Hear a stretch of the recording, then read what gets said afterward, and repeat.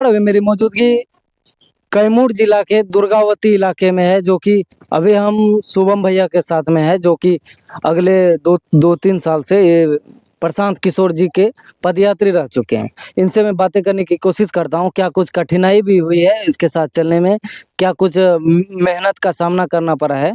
भैया जी, आप जो जुड़े थे शुरू से, क्या कितना मेहनत करना पड़ा था, आप थोड़ा बताइए हमारे दर्शकों को।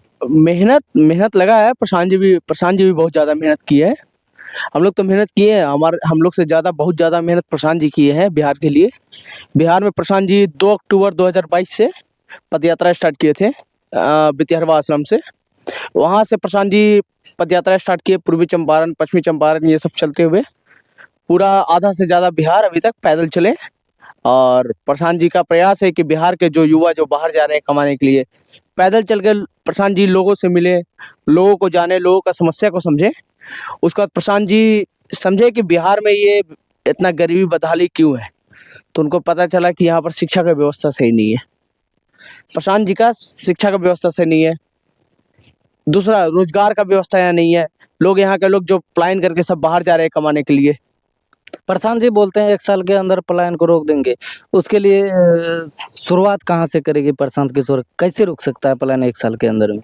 प्रशांत जी पलायन के बारे में बोल रहे हैं कि 1 साल के अंदर रोकने का बात जो की है, प्रशांत जी कह रहे हैं कि लोन को वो मतलब कि लोन जो उपलब्ध होता है अभी जो बैंक से लोन लेने जाते हैं लोग, तो लोन लेने में बहुत ज़्यादा मुश्किल होता है लोगों को।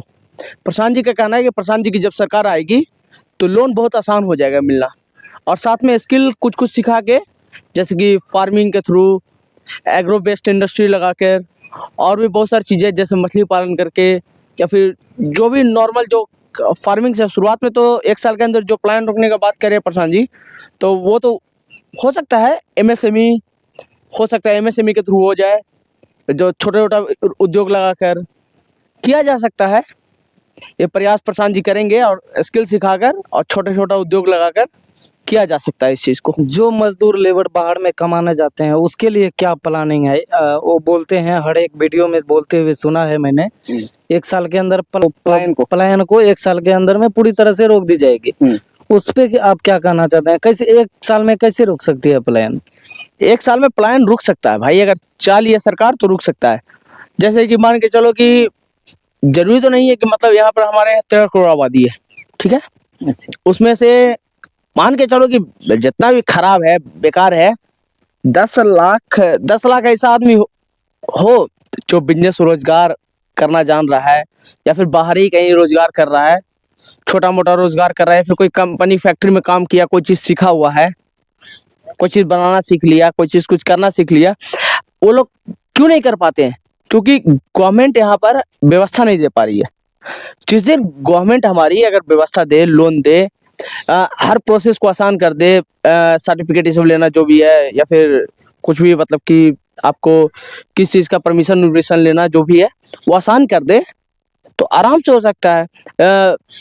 लोन अगर 10 लाख, 15 लाख रुपया, 20 लाख रुपया का अगर लोन अगर मिलता है पर हेड, मान के चलो कि 1 करोड़ का कोई बढ़िया कोई प्लान लेके आया, उसका मोर्टगेज रख के, उसका कुछ जमीन वमीन रख के, मतलब बैंक से अगर लोन दिला दिया जाए किसी तरह से, 1 करोड़ का लोन दिला दिया जाए, कोई भी काम कर सकता है लोग, और काम स्टार्ट करके 10 लोग को रोजगार दे सकता है। 20 साल में जो नीतीश कुमार जी किए हैं बिहार के लिए, आपको क्या लगता है नीतीश कुमार जी 20 साल में जो किए हैं, कैसे उससे अच्छा बेहतर क्या कर सकते हैं ये प्रशांत किशोर जी। नीतीश कुमार बहुत अच्छा किए हैं, इसमें कोई शक नहीं है कि खराब नीतीश जी भी बहुत कुछ किए, रोड, नली गली, हर चीज वो देने का प्रयास किए। लेकिन क्या ना हुआ कि बिहार में जो नीतीश कुमार के जो नीचे के लोग हैं, जो इर्द गिर्द के लोग हैं, वो लोग लूट खसोट करना चालू कर दिए। नीतीश जी जब तक उनका, अभी नीतीश जी का थोड़ा मानसिक स्थिति खराब हो चुका है, मतलब ये 5 साल 6 साल से खराब हो चुका है। उससे पहले नीतीश जी का आप देखिएगा तो नीतीश जी बढ़िया काम करवा रहे थे। लेकिन जहाँ घुसखोरी ये डेमोक्रेसी में घुसखोरी स्टार्ट होता है, तो वहां से काम बिगड़ना चालू हो जाता है। जैसे कि रोड का बना देता है, रोड का पैसा आता है वहां से, मान के चलिए 1 करोड़ रुपया रोड का पैसा आया, तो रोड में लग रहा है मात्र 30 लाख रुपया लग रहा है, 70 लाख रुपया पार कर दिया।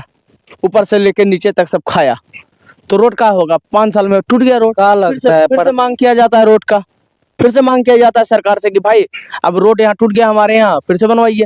फिर ये कमाने का एक जरिया बना लिया है लोग। क्या रोड लगता है को, नदी को। क्या लगता है आपको, प्रशांत किशोर जी आएंगे तो भ्रष्टाचार बिल्कुल खत्म कर दे? कैसे करेगा, इसका प्लानिंग क्या है भ्रष्टाचार खत्म करने का? भ्रष्टाचार पूरी तरह से खत्म नहीं हो सकता है, क्योंकि लोग पैसा क्यों देता है, काम हमारा जल्दी हो। भ्रष्टाचार खत्म हो सकता है, कैसे होगा? काम को फास्ट कर दिया जाए, खत्म हो जाएगा भ्रष्टाचार।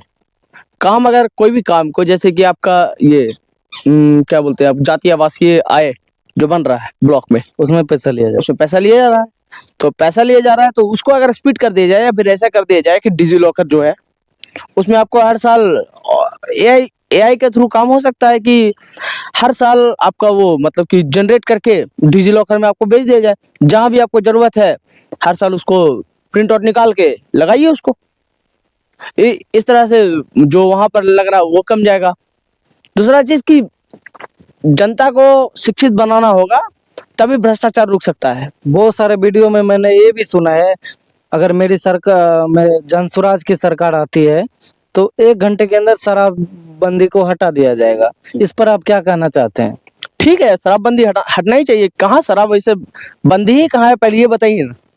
पूरे बिहार में पूरे बंद है। बिहार में मिल रहा है शराब, पूरे बिहार में मिल रहा है, और ये दुकान बंद हुआ है, होम डिलीवरी चालू हो गया है, शराब का होम डिलीवरी चालू हो चुका है। तो प्रशांत जी का कहना है कि शराब चालू हो जाएगा। चालू होने से क्या फायदा होगा कि सबसे पहले जो रेवेन्यू लॉस हो रहा है हमारा 20,000 करोड़ रुपए का, 20-30 हजार करोड़ रुपए का, वो रेवेन्यू लॉस नहीं होगा। 20-30 हजार करोड़ रुपया सरकार के खाते में जाएगा। ठीक है।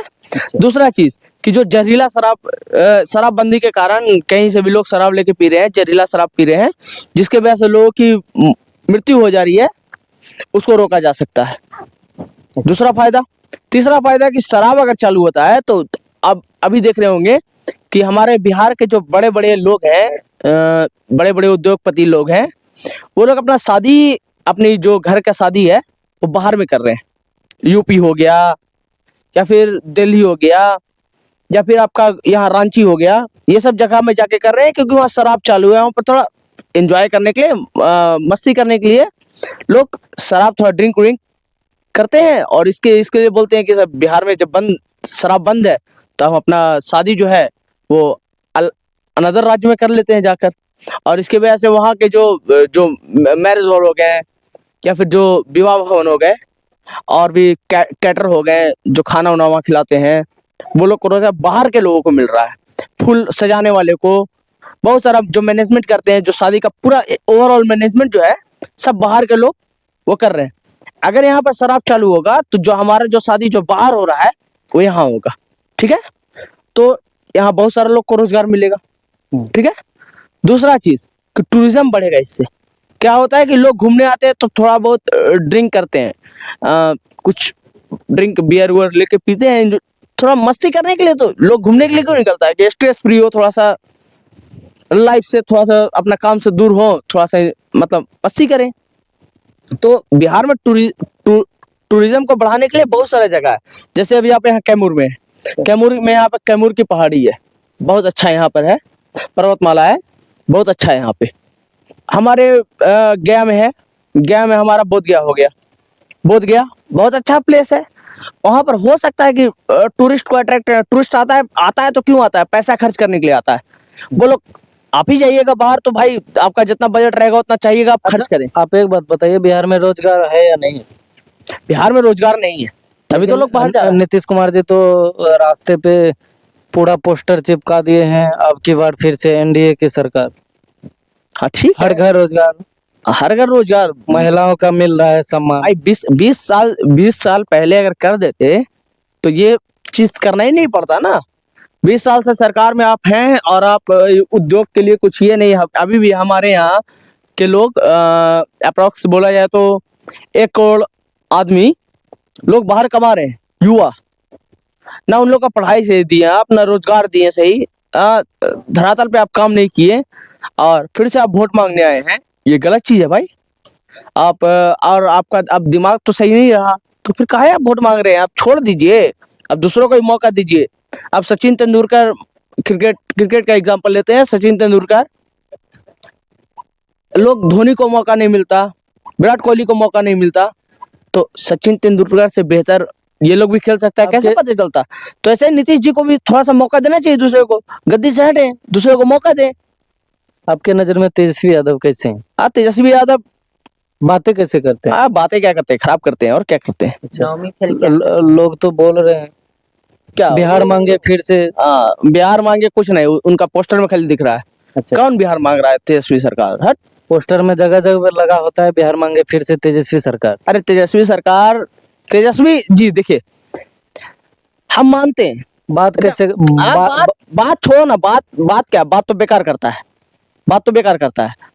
और रहा बात की दूसरा चीज कि तेजस्वी जी, अगर देखो मान के चलो कि अगर उनके पापा के ही नाम पे ना है, उसका बाप का नाम उससे हटा दो, क्या है वो? कुछ नहीं है, नॉर्मल आदमी साला मजदूरी करेगा जाके, बाप का नाम हट जाएगा। तो जैसे बिहार का जो बाप उसका स्थिति किया है, बिहार का ऐसा गर्त में डाल दिया है, तो उसका बेटा अगर बाप का नाम हटा दो, उसको हटा दो वहां से, खाली बाप का नाम हटाओ बस। देखो वो भी साला कहीं मजदूरी करेगा, फैक्ट्री उक्ट्री में काम करेगा। नौमा फेल को कौन सा नौकरी मिलता है? कौन सा क्या कर लेगा वो? कौन सा बिजनेस कर लेगा? अब मान के चलिए कि गरीब आदमी का स्थिति है, तो तेजस्वी यादव भी यही चीज है, बाप का नाम हटाओ। तो अगर मान के चलो कि एक तरह से मान लो कि उसका बाप सीएम नहीं रहा, हाँ, तो तेजस्वी यादव का अस्तित्व क्या है? मजदूरी करेगा और क्या करेगा? नौमा पढ़ा है, नौमा फेल है, क्या करेगा? मजदूरी करने का औकात है। असले बोल रहे हो कि मतलब ये बनेंगे, मुख्यमंत्री बनेंगे। आप कैसे मानते हैं? क्या मानते हैं? जनसुराज के सूत्रधार प्रशांत किशोर जी के बारे में आप क्या सोचते हैं? प्रशांत जी ठीक है, प्रशांत जी पढ़े लिखे हैं, अपने दम पे आए हैं, अपने दम पे आज तक जो भी अचीव किए हैं। कौन सा उनके पापा खुश थे? अपने दम पे आया वो आदमी, तो अपने दम पे जो आता है वो देख चुका है, अप डाउन देख चुका है, सारी चीज देख चुका है, तो उसके अंदर समझदारी भी है कि क्या करना है, कैसे करना है। अच्छा है प्रशांत जी। चलिए, नमस्कार। वीडियो में बने रहने के लिए धन्यवाद। मैं राजेश कुमार।